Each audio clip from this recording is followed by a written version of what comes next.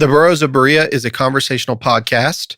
We study the Bible and we talk about it. Not all of us are of the same faith, and one of us doesn't actually have a faith. And that's wonderful. We all love one another, and we're going to continue to talk about these things. The things we believe in and the things we believe about what we read in the Bible. Not all of these are necessarily true. Some of it is opinion and speculation. Thank you for listening and speculating with us. There you go. That was good. Yes. You are listening to the Burros of Berea. Welcome back to the Burros of Berea. I am Rick Welch, and to my left is Big Daddy Carter. Oh, yeah. Serena the Edge Edgerton. Hey, y'all. Behind the glass, Rocket Man Andy Bishop. Macau. Straight out of Compton, Ralph Hicks. Represent. Dun, da, da, da, da, da, da, da, da, da, da, Terry the Annihilator Lewis. Isn't that circus music? She's a circus clown. That's what I'm trying to say. I thought it was like kind of Russian, wasn't it? No, it was She's giving me this. Rick. She's giving me this look like. I'm a circus clown. Maybe I shouldn't have said that. Maybe I shouldn't. Anyway, so we have finally reached these episodes where Big Daddy and Cherry and I went to Berean Bible Church, and we interviewed several people. We interviewed Eric and Karen Ogea, Jordan and Leah Grant, and then we had that roundtable. Wonderful. About the flat earth and the globe. That you had on, you released on Patreon. Yep, that has been released on Patreon, but this particular episode. So become a Patreon member. Yeah. For some wonderful stuff that may get dropped early. Yeah, we do. We actually drop some, we do some videos on there. Yep. You know, we actually dropped a video that I did with Dr. Daniel Hummel. Yeah. So yeah, you can become a Patreon subscriber and get some stuff early. And but today's episode is Eric and Karen Ogea, and they are the sweetest. They are so wonderful. They are the sweetest people. I got to drive them around pretty much the entire time of that weekend. Yeah, they're good people. They have a heart of service to the people. I probably melted their mind though, but of course you did. You always do. I do. So, but you shouldn't have done that kind of stuff in the car. Yeah, so now you're the circus clown. Mushroom Man. One of the things, and they'll talk about it in this particular episode, is Servolution. Yes. And guys, this is something that you could get radical behind. Yes. This in a community where people from all of these different faiths come together and just serve in the community. They build homes. They do repairs. Yeah, to home people's homes and stuff like that. You name it. They work together. It's kind of like a Habitat for Humanity, but it's designed for the particular communities. It's Christian based. Yeah, absolutely. Servolution. And so if you guys go and look in the body of this paragraph, we have a link so that you can go see the stuff that Eric and Karen Ogea do there. So we hope you guys enjoy this episode, and we'll talk to you guys at the end of it. All right, well, we are here at Berean Bible Church in Virginia Beach again. Thanks to Pastor Curtis for allowing us to be here, and several from the church are here. We have our guests, but I'll start here. We've got with us Cherry the Annihilator Lewis. Hello. And then we got Big Daddy Carter. Oh, yeah. He kills me with it. I love it. And we have another. So we have a married couple testimony. I'm super excited. We have our guests Eric and Karen Ogea. Thank you guys for being with us. Oh, thank you for having us. Thank you. Oh, what's going on? Yes, I do want this to make changes. Okay. So, Eric, I was introduced to you via email, actually, by Bob Cruikshank. And what we've discovered is that Bob Cruikshank knows everyone in the world. Yes, he does. That's what we've learned. Him and Bill Evans. Bill Evans always says, I'm a nobody that knows everybody. I always love that. So, well, let's get started. So, have you guys listened to any of our podcasts? Have you heard any of our testimony podcasts? Yes. So, are you familiar with our first question? I believe so. So, to the best of your ability, can you tell me your earliest memory, for both of you, your earliest memory of when you heard the name Jesus Christ? You want to go first? Okay, sure. My maternal grandmother introduced me to that as she prayed for us so diligently. And then my paternal grandmother took us to church with her all the time. And that was back in the day when the ladies wore the hats and the gloves and the high heels to church, and that made a huge impression. But she took me to church, talked to me a lot about it, and then both of my parents became organist and choir director at the church where we grew up. So I've had the name of the Lord mentioned to me my whole life, really, but didn't know him until many years later.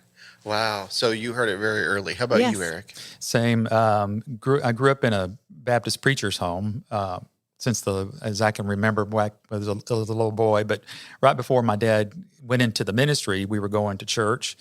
And I remember during one of the revivals that we were having there at the church that my dad had walked the aisle, and as a 7-year-old, I walked right with him. And from then, I just remember, going to Sunday school, but then raised in a preacher's home as a preacher's kid. You learn how to live in a glass house because of all the eyeballs of the church looking at you all the time.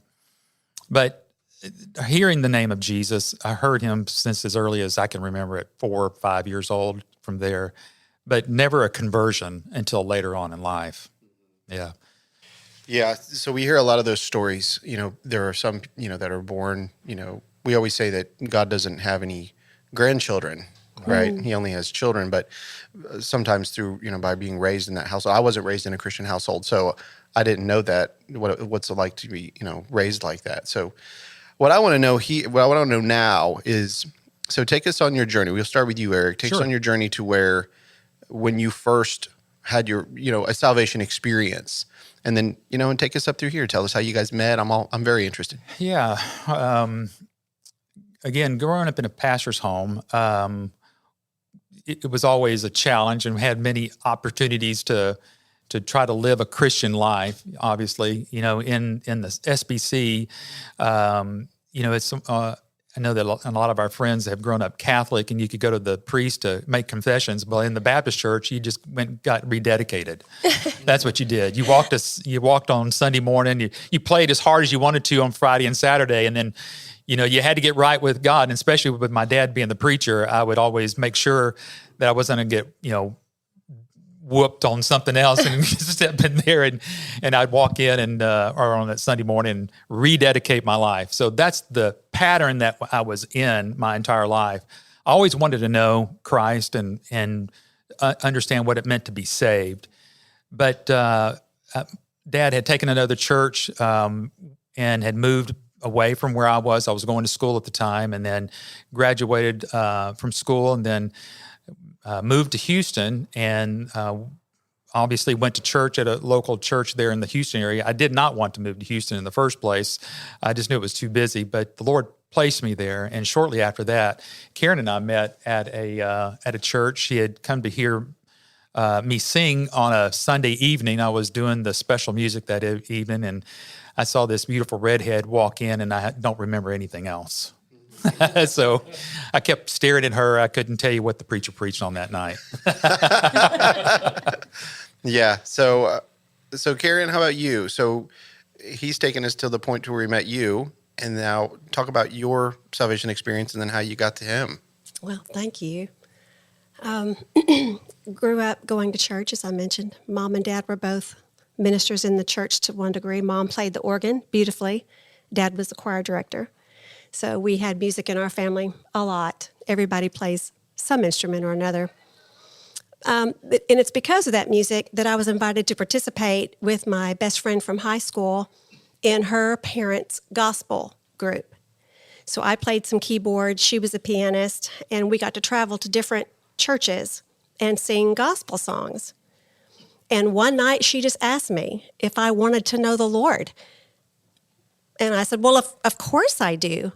And she said, pray with me. And I prayed with her. And no matter what we think about that, what our opinions are about that, the Lord converted me that night. And I went straight home, and I suddenly realized that the albums I had were not okay, and the mess I had in my room was not okay. And so I cleaned up my room, and then I went in my brother's room, and I threw away all his albums too.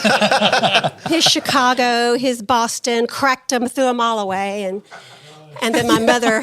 Those are fighting words. Yeah, Those are fighting they really words were in my fighting house. words. Well, they became fighting words for sure. Then my mom came home, and she saw the devastation I'd done by throwing so many things away. She said, well, you just violated a command.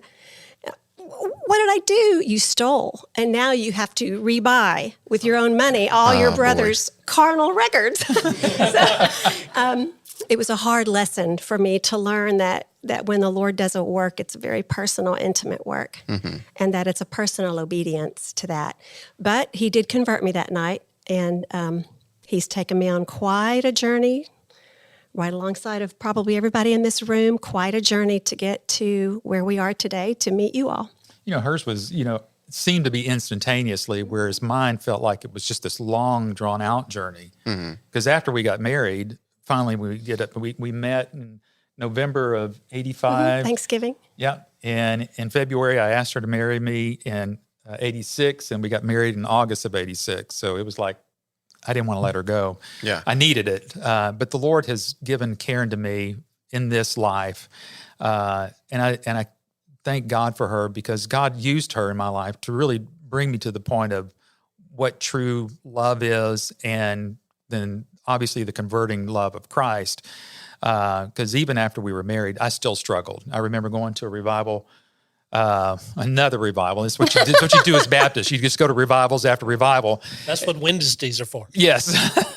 So I remember that one preacher preaching on, the wheats and the tares that night, and it scared me to death again. So what did I do? I walked the aisle again and said, I've got to get saved, and asked Jesus into my heart. But it's still, even then, nothing in my life changed, and I really wanted it. But then God brought me down to a position where, as we know, that God does not despise a broken and a contrite spirit. And he got me to a spot where I needed to cry out to him. And there was a real conversion at that point. And shortly after that, I had a dear friend of ours give me the book on the sovereignty of God from A.W. Pink. He asked me, he says, have you ever read, well, first of all, the first question was, he says, do you believe in God's sovereignty? And I knew that was somewhat of a trick question, like who doesn't? And then he says, have you ever read The Sovereignty of God by A.W. Pink? I said, I don't know pink from blue, but give me the book and I'll read it.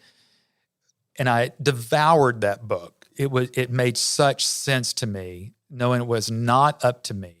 All of the times that I had gone forward or gotten rebaptized again, and all the different things that I struggled with as a teenager, that it had nothing to do with me. It was truly the love of Christ pursuing me. And at that point, there was a real true conversion in my life. Yeah, we have something similar. Actually, we have something in common, What's Eric. that? So whenever I was a young Baptist, I had a man bring me a book called Studies in Saving Faith by A.W. Pink. And I remember reading that book and being absolutely flabbergasted. Like, how could I have missed these verses? Yeah. How do we do that? How do we read the Bible and miss all of this? And is it because of the way they teach? Is it because of the way we read? I don't know. I have no idea. All I know is that he brought attention to it, and that I got really convicted in my heart, because my salvation experiences had always been, he calls, the sin of self-preservation. We're so worried about trying to save ourselves from damnation, and that is actually a selfish act, which sounds bizarre, but our brains disconnect. And he pointed that out, and I was like, now I understand the sovereignty of God, but I still feel like free willing it right back up to the altar. You know what I mean? Right, exactly. Yeah. But I understood. And so we have that in common. Like I accepted that as well. And then, like Spurgeon says, the hound of heaven, he just keeps coming after us, right? It got to the point where I truly could understand. All I could say, once I was blind, but now I see. And then at that point on, I couldn't stop reading his word. Yeah. Before it felt like a struggle to someone. Karen, there were times in our married early life that I would see her reading, and I actually got angry at that. Because, and I'd get angry at her. I'd say, why are you keep reading the Bible all the time? Are you trying to make me feel bad? Yeah. And so that's whenever I knew the Lord was working on me, even though my anger was towards her. But when the Lord changed my life and there was a conversion there, I couldn't put the book down, God's word. And now the information was popping up off the page to me. Truly was, I could see what the Lord was doing. Yeah. So whenever you read that book, Were you guys already married at that point? Yes. Okay. This was Yes. 2003 and the that funny he's thing talking is- about. Yeah. The A.W. Pink book was introduced to us in 2003 following another opportunity for us to be broken and cry out to the Lord. It was the one where Eric cried out for help and the Lord sent it through brothers, and the use of this book showed us that all of our striving had So been both in of vain. you kind of came to the conclusion around the same time because you're Yes. Yes. Yeah. And we've That's seen good. that. We've That's seen that- awesome. That's very good. And this is the way it's been in our entire life. The Lord, either He has shown me something, and then I go talk with Karen about it, and she goes, the Lord's been showing me the same thing. And then she would be reading something, and she'd say, the Lord's speaking to me about this, and then this is where we are today. And so the Lord has blended our lives together. I've shared this with other couples in a men's group, and I teach them or share with them, the Lord doesn't always, we think that we have personal relationships with people, and we really don't have personal relationships with people. We have covenantal relationships with people. The covenantal love that the Lord gives us through His Word. And so I have an opportunity to be covenantally in love with Karen, and then hers is with me, because her first love is Christ. My first love is Christ. And chasing that, our lives come together in our married life to where there's the Lord's doing His own work of blending our lives together. So, yeah. Which is really cool because so you're both raised in Christian homes. Yes. And you have these conversions, later in your life after being around it your whole life, not really aware. Somebody just pops up and says to you, Karen, do you want to know the Lord? And you think, well, don't I know the Lord? I mean, haven't I been serving Him all this time? But then you realize I didn't have this relationship with Him. And then, like you just said, these covenantal relationships with Him, with each other, becoming one flesh, which is exactly what He teaches, right? About how they become one flesh. So now that you guys are married, you guys are on this journey together, you had this A.W. Pink moment. And so take us from there. So now I know you guys do a lot of you serve a lot in your community, and I really want our audience to know exactly what both of you guys do. Okay. So whichever one wants to start, you guys take off. Well, it started whenever our oldest son was just about to get married, and we were trying to find a church, obviously, that was along the lines of God's sovereignty and salvation. So we were trying to find more of if you want to call it, for a lack of a better word, more of a Calvinistic type of church. It was difficult even trying to find that in the area that we lived. So I was encouraged by a mentor of ours. He says, Eric, why don't you just start having church at home? And I said, well, don't we have to get permission from another church? He goes, I think the permission is through God's word. So go start the church. Just go do the work. And that's kind of been my motto. Just go do the work. Mm-hmm. And I'm going to get to that point here in just a moment. But so we did. We started having church at home, and we started inviting others. And then from there, the church actually grew to where we went to a hotel, and then we ended up renting a space. And at one point we had, 25, 30 families that were coming to the church fellowship, and it was growing, and we thought, wow, this is great. And so we were in that church there I pastored as an elder there at that church for 7 years. But towards the end of that, Karen and I were driving home where the church was. It was in the mid-cities between Dallas and Fort Worth.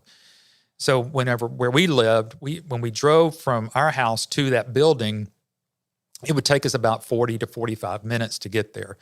And it was starting to dawn on me that we weren't in our community. We weren't having community within our community. We weren't being what Christ called us to do in our own community. So it was a real struggle for us. But driving to church one Sunday morning, I looked at Karen and I said, I really believe the Lord really wants us to do more work here in our community. And shortly that we didn't know quickly after that how quickly the Lord was going to do that, but the Lord did it. And then once the Lord took us through another breaking in our own lives, a lot of pride in our own lives, because we felt like, wow, look at what we've kind of done, and all of that. we just started to get simple. First of all, let's make sure that we're right with the Lord in all the things. And so through that, I had a gentleman ask Karen and me, we had gone to them and asked them, what do we do? Do we try to start another church where we live? What do we do? We're kind of devastated about where do we minister next? What do we do next? And Karen, I'll never forget this as long as God gives us breath. The man leaned over to us on the table and he asked one question. He says, Eric, do you want to be known or do you want to be victorious? And that's basically what we did. It was a moment. Yeah, like, ouch. Also, like, yeah, it was an ouch. Yeah, it's like, yeah. Yeah. And so I looked over at Karen and she looked over at me and in my mind, I thought, this is a trick question here. Right. I know the answer to it. And I just simply said, do you mind if I answer that a little bit later? And it wasn't that I was trying to figure out, was it my pride trying to trip me up or anything? I knew the answer was to be victorious. But then I knew that the Lord still had to do some work in me. And so that's where a big momentous change in our lives, and even as a married couple. And so what we started to do as ministry, as simple as it was, we realized that the neighborhood in which we lived, nobody around us knew that I was a pastor or I pastored a church anywhere. And that was devastating, knowing that my neighbors didn't even know I was a believer. And so we did the most simplest thing that we could do. We started opening up our home and inviting our neighbors just to dinner. We would ask one neighbor, hey, this Thursday night, can we have y'all over for dinner? And just because we wanted to hear their story. What is God doing in your life? Now, we didn't pose it that way. We knew what we were asking because we just wanted to know where they were. And I think the hardest thing that any preacher can do is listen. Yeah. So we just asked the question, and we it's just not silly. He's right. I mean, there's a lot of people that I know. It's because we think that we have the answer. You have the answer, and you want to give it to him, and it's good. But sometimes just being quiet and listening it's a powerful move. Yeah, and so that's what the Lord did with Karen and me. You want to add anything to that? Well, sure. Thank you. Between 2003, when we were introduced to the sovereignty of God, and 2017, when the Lord abruptly changed our direction from going to church to becoming the church, what we say, the church on the go. During that period of time, we home educated our children and graduated them, and in the meantime, began caregiving for my parents who were aging and becoming ill, my father. So there was a lot of in-house ministry going on as well.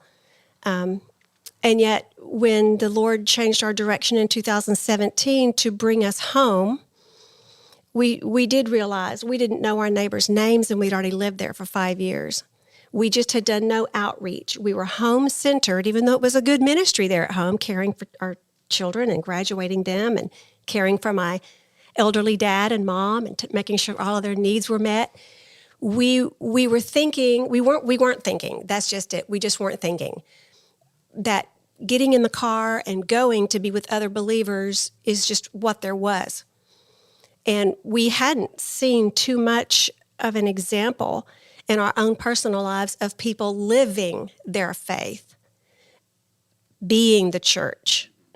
Everybody we knew, it was just where you go. And it mattered where you go to church. So I think the biggest transformation to us in 2017. You got to keep your mouth towards the mic. I'm sorry. Thank you. Can you tell I was a school teacher for many years, and I look at everybody? Yeah. The biggest transformation for us was seeing that there are souls outside of our immediate attention, and that those souls matter. And so we began, like he said, inviting our neighbors, taking them Christmas treats with a card. It had a picture of us so they could recognize us, and it said, if you need prayer, let us know. We can pray for you. And we didn't invite them to a church setting or anything. We wanted them to know that we were there, that we would be available to them if they needed us. And so by this time, we know all of our neighbors, and they know us, and we laugh and wave, and we sit on each other's porches, and we talk and visit, and the Lord's done a work there in our neighborhood as well. And we've lost both of my parents since 2015 for my dad and my mother in 2020. And by that time, we were already learning how to be involved a little bit in our community through our neighbors, but we still didn't have a church home to go to. We were churching at home. And the beauty of that was we could make ourselves available to our neighbors that way as well. But it was that same friend that said, do you want to be known or do you want to be victorious? That's never left our minds. It was a hammer. It was really a hammer that fell on us at that table that afternoon. And if the answer is to be victorious, then the next question is, over what? Victorious over what? Victorious how? And so then the Lord began to introduce to us his law word in a way we hadn't seen it before, and a practical application of living the word of God in all areas of our lives and applying his principles, applying his righteous rules, his true commands, learning how we can put off the old man and put on the new man and apply and live in such a way that God could use us so that people could see the light of Christ in us. It wouldn't have done us any good to get to know our community if we're just like everybody in the community and there's no real light, there's no real effect, there's no real change that's lasting. So as we began to volunteer in various aspects or be asked to do things, joining the chamber, being asked to teach here and there or to pray here and there in our community, the opportunities came up for us to both be invited to serve on ministry boards. And I was invited to serve on the Eagle Mountain Pregnancy Help Center's board of directors. And that was a result of me teaching once a month on a rotation basis there. So they got to know me over the course of a year and then invited me to be on the board. And then 2 years ago, voted me as the president of that board, and I'm still serving there. Meanwhile, in the very same month that they voted me to be the president of that ministry board, the Servolution board of directors voted for Eric to be the president of that ministry board. So we both came home and like, you're not going to believe what happened to me. And he goes, you're not going to believe what happened to me. And we couldn't believe what happened to each other. Like, So what is God doing? So instead of starting a church, that if we had hung a I denominational... think you should turn that mic up towards you a little bit. Yeah. Just there you go. Perfect. Instead of starting a church that would have had a denominational name on it, we all know that would have excluded how far we could have reached. Because as soon as you put up, whether you're Baptist or Presbyterian or Lutheran or whatever else that you might put up there, your reach, people won't come to your church because you're of that particular denomination. And so we started to see what the question was all about whenever it says, do you want to be known or versus victorious?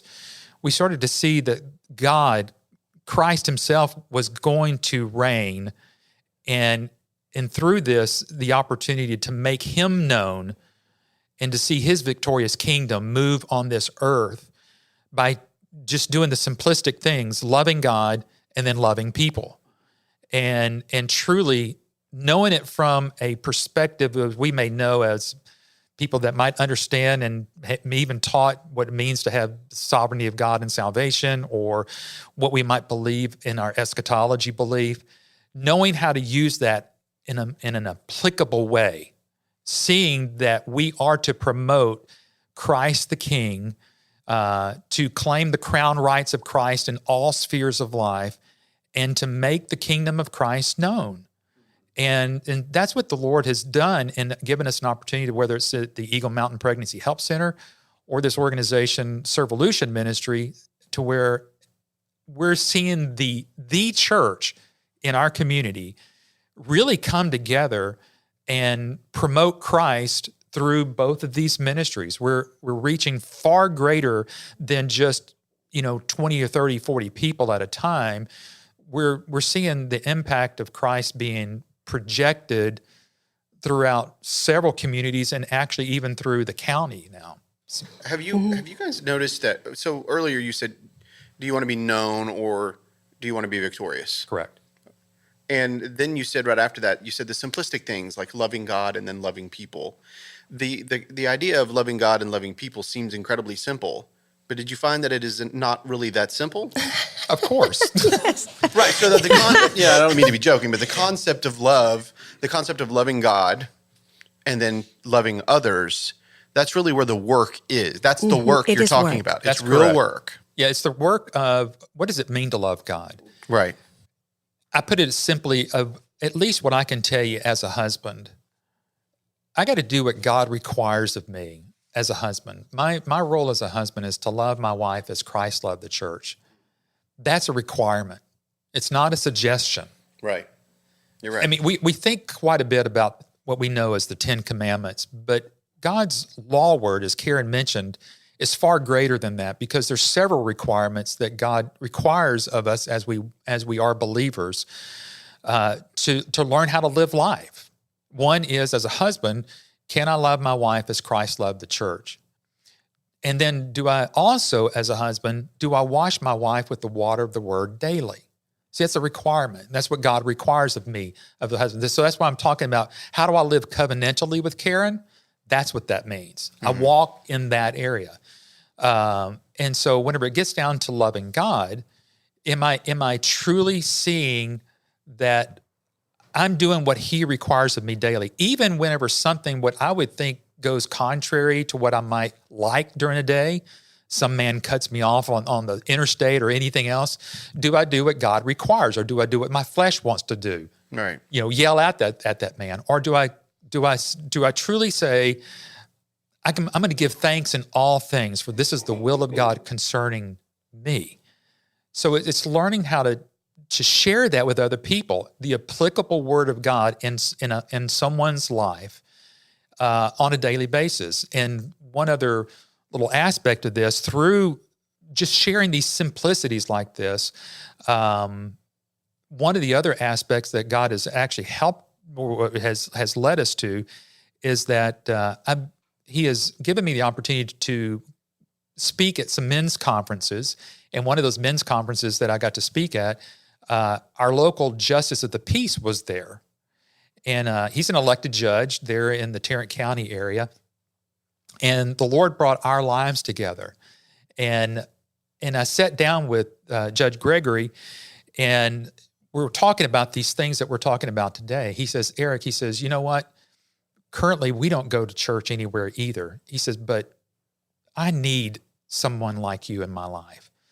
And so the Lord has me not only helping this ministry of Servolution, he's got Karen over here with the Pregnancy Help Center, but we've got a local judge that I'm working with who calls me and says, hey, Eric, I may have, how do I deal with certain things biblically?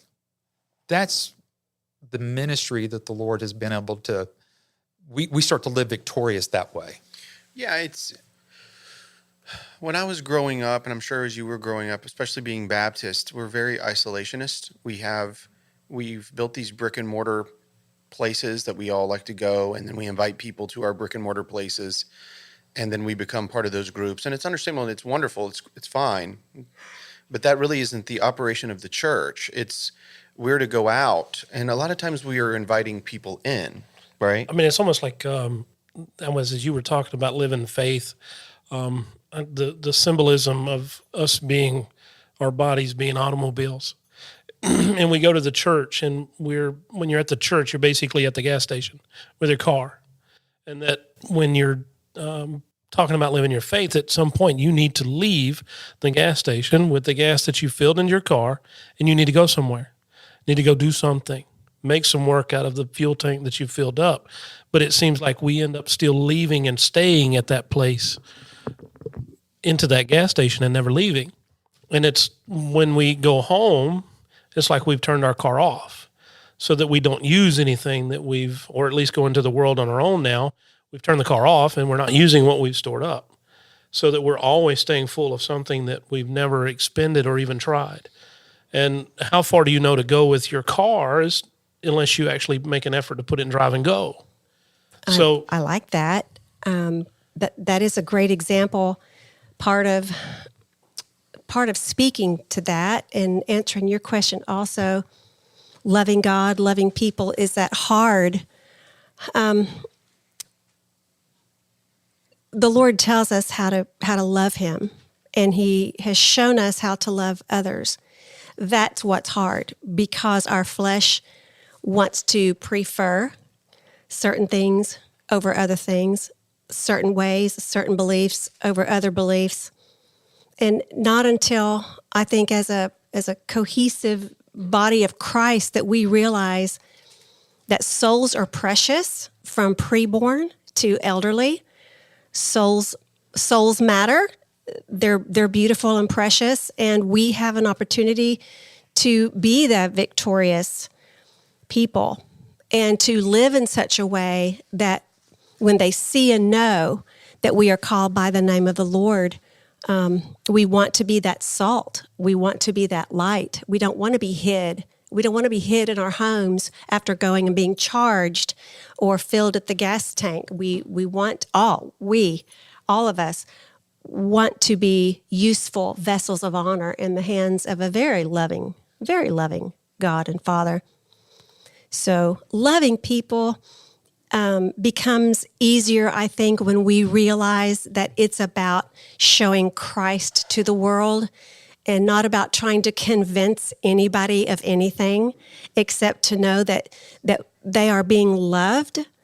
And as that trust gets built or that love gets shown, it's amazing how many opportunities the Lord provides for us to be able to start casting seeds of the gospel in word or through prayer or through material. But we have found, the two of us, that the bulk of the ministry that the Lord has us in right now is coming by just being available, by being that light, being that salt outside of our houses. Mm-hmm. And that's where I was going, was that the operation of the church is to be available, to be out, to meet needs, to discuss things, to be ready, to offer materials, like you said.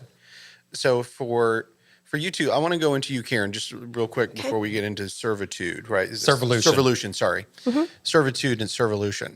Same. Same. So at the pregnancy center, can you tell me a little bit about it? So Sarita, who is one of our cast members, she works at a pregnancy center in Spartanburg, South Carolina. Wonderful. She works with women that are possible pre-abortion or post-abortion. She works with people at that level. She works with young mothers that aren't sure what to do. She works, you name it, the gamut. She's been there. So is that similar to what you're doing? It's very similar. It is very similar. We are a 501c3 nonprofit, completely donor-funded ministry. And last year when Roe v. Wade was overturned, Texas offered $100 million to pregnancy centers across the state. We couldn't take a penny of that because it's restrictive on our ability to minister and to freely give the gospel or to freely just stop and pray with someone. There are so many strings attached to that. So we do rely on the Lord to send what we need in order to stay open.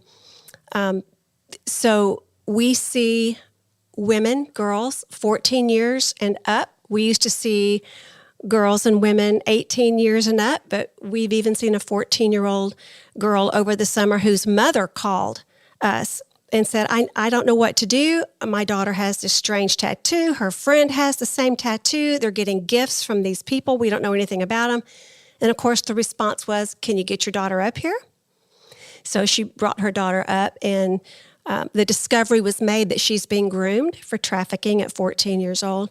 So we had the Fort Worth ISD give us a call about a 13-year-old who believed that she was expecting. And could we please get in our car and go speak to this girl, this young girl? And then the people that actually walk through our door that the Lord sends, some of them are in their 30s, and they just didn't know they were going to have any more children, and it's a happy occasion, but they're starting all over. But I'd say the bulk of the women who come through the door are in some type of a crisis or a tragic situation, whether it's abuse, and by abuse, I mean they're being mistreated one way or the other by their boyfriend. Very, very few times is there a husband involved, but a boyfriend or a stepfather. So we have happy stories, and then we have these tragic stories of people that are completely broken. And if we were to come at them with, well, you have a choice of heaven, choose Jesus, or hell, to them, they are living in hell, and they really can't imagine anything worse than what they're already going through. So that's no threat to them, if you know what I mean.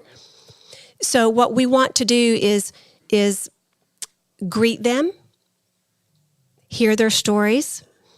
We want to pray with them, offer them an opportunity, and over time we introduce them to what's better. And of course, we know Jesus is the better. Right, yeah.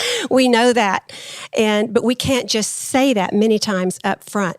So in a nutshell, what we want them to do is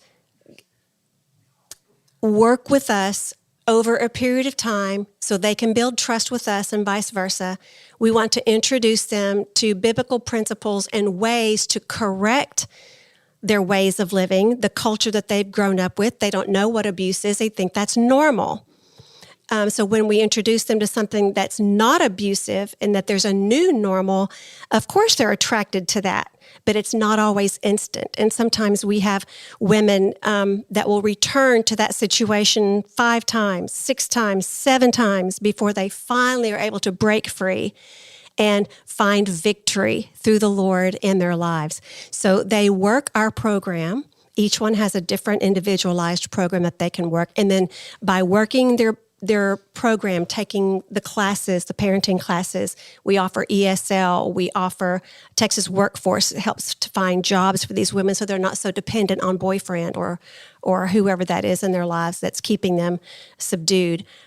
We help them to learn life skills and help them to learn things to be more independent and more victorious in their own lives. And when they work that program, they're also earning everything that their babies and their children need up to 4 years of age. So our donors are not only donating funds, but they're also donating materials, clothing, baby equipment, things of that nature, formula, diapers, things that our mothers who are working the program can take. And we also are servicing single dads. We have men that are taking the classes as well in the programs there and earning ways to help support their children. Wow. I think that's amazing. Do you know if any of that... one has just went for some reason.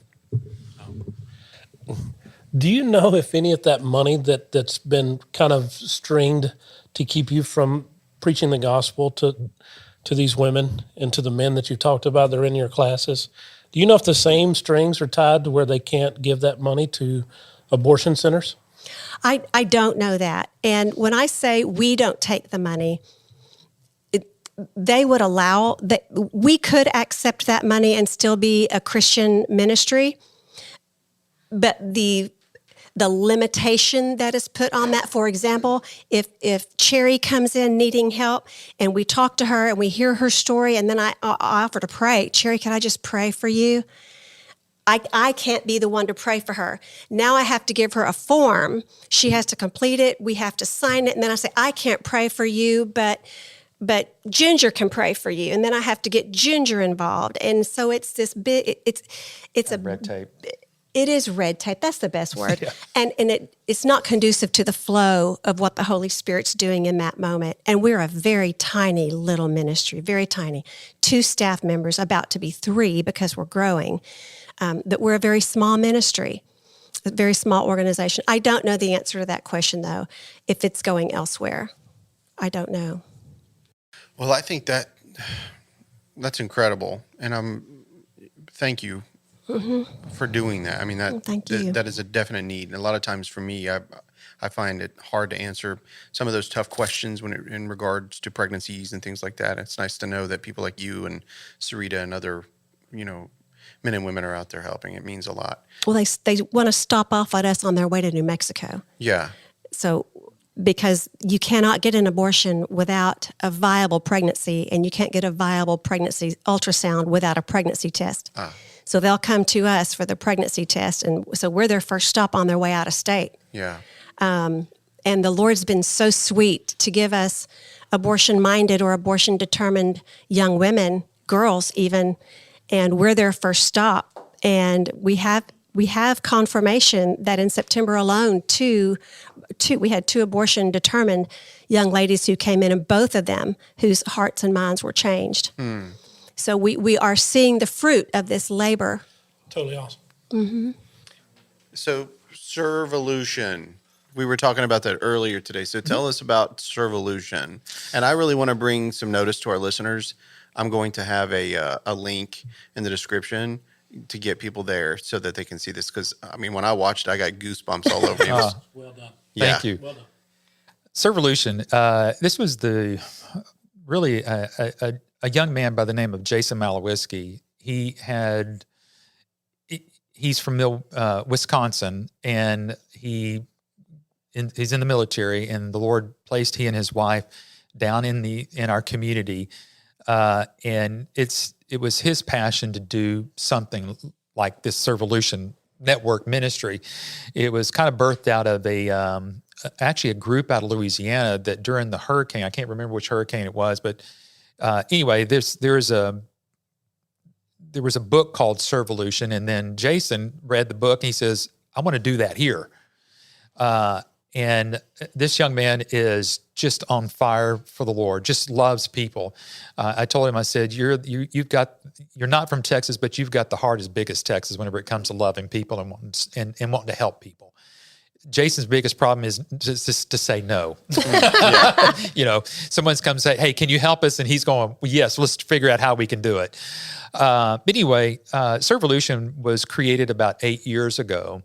And it started off with just starting to help people with some minor home repairs within the community.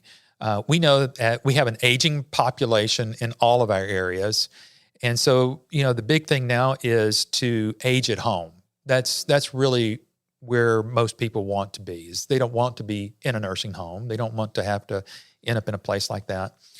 And so there was a real need for helping our community help these either widows or widowers to help with their home repair. It might have been a plumbing, or they needed a new roof, or this, that, and the other. So it starts growing from here. And then all of a sudden, the city in which we live wanted to know, because they had some funds that they could help their people that live within the city limits to help beautify the neighborhoods. And so anyway, it started to grow to where it is now. And so the bottom line is that Servolution is a network of people within our community from all walks of life. And it's really where we start to see the church as we know it really come together. It's amazing because we know that there are churches in the area, but it's hard to get those churches to kind of work together, But when you have something like this, whether it's the Eagle Mountain Pregnancy Help Center or Servolution, really people want to help others.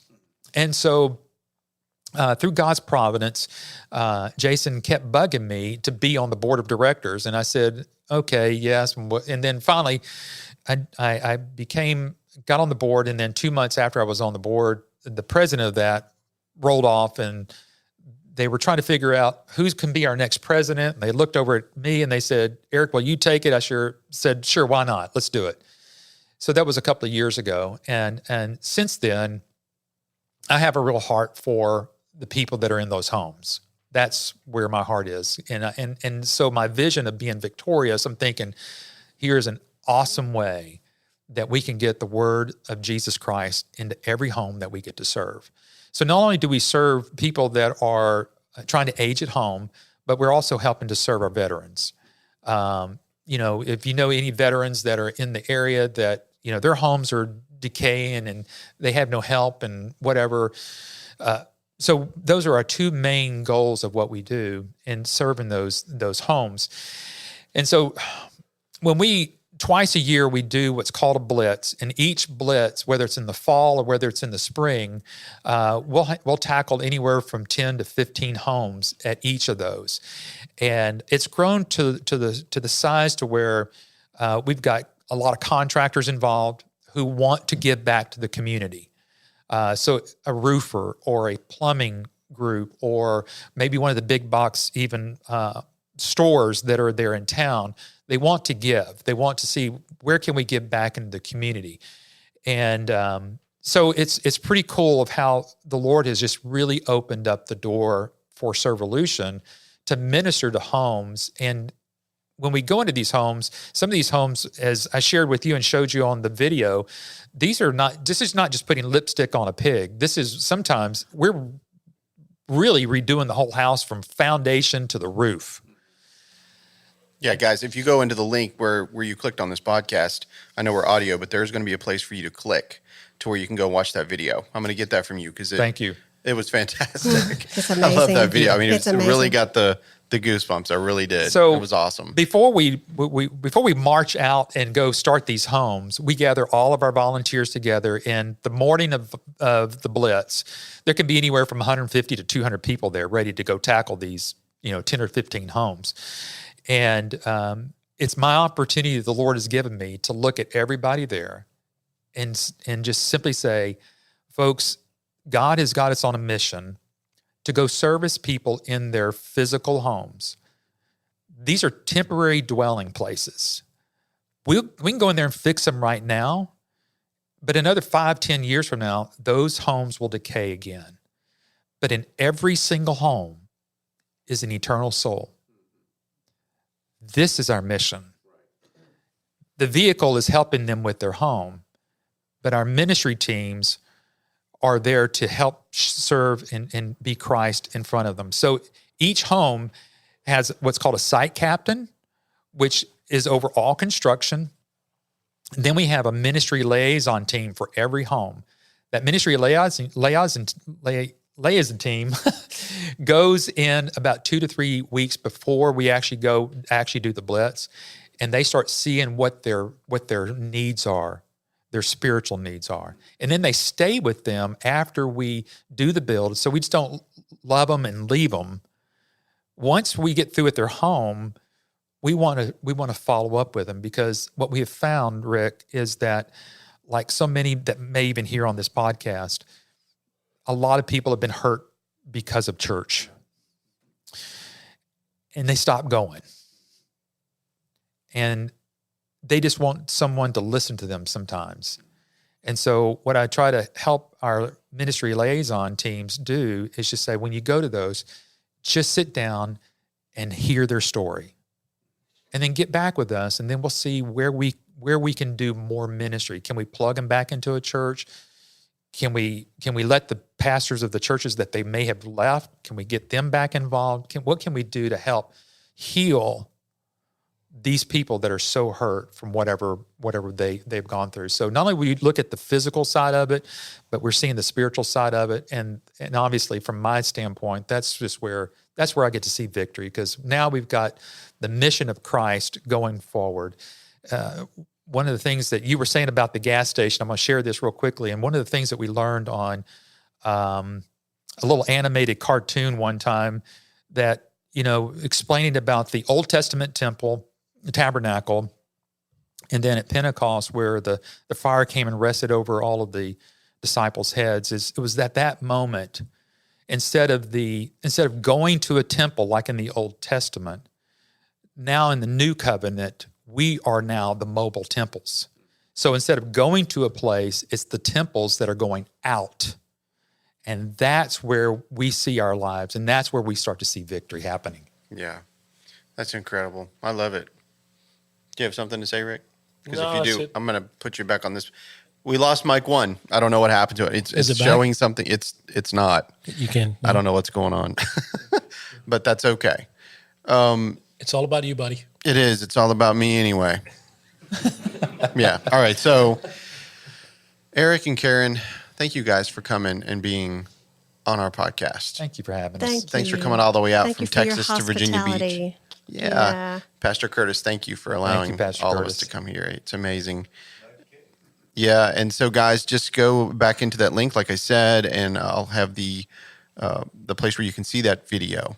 And then if you want to reach out, and something that you talked about with me earlier this morning, I just want to bring up is that you would like, if you could franchise this, you would. Like, I know we don't mean it in a profitable way, but that every community would have something like this, to where believers can get out there and work. And I know, like in our areas, I think what we have, like Habitat for Humanity and things of that nature. But I loved seeing all of those people. I mean, everybody can, if you can walk and you have arms, you can pick up leaves, you can move things, and if you can't walk, everybody was doing something. I thought that is the coolest thing. It didn't matter what. Yeah, It was just kids and all the the way children. up. Kids, Children. yeah. We take our Families go grandchildren. out there and serve together. Yeah. So Yeah. it's pretty cool. So yeah, if they want to contact us through Servolution and talk with us, we'd be happy to chat with people and see if they want to do that at other places. Now, do you have a website that you could say like audibly here? It'll be servolutionnetwork.com. So it's Servolution Network. So there'll be 2 N's in the middle. Okay. Servolutionnetwork.com. Yeah, that's so cool. Well, thank you guys for being on the Burros of Berea. Thank you. Rick, Cherry, I'm going to throw my mic over here at you guys. Say goodbye. Thank you. Bye. Oh, boy. Bye. All right. Thanks, guys.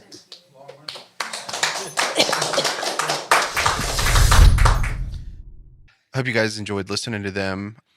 Like I said at the top of this podcast, they are the sweetest. They are. People. They have such a love in their heart. I know Eric, he has led lots of studies. His wife, she works in, much like Sarita, she works in this, it's like the pregnancy center. Yep, sure does. It's incredible.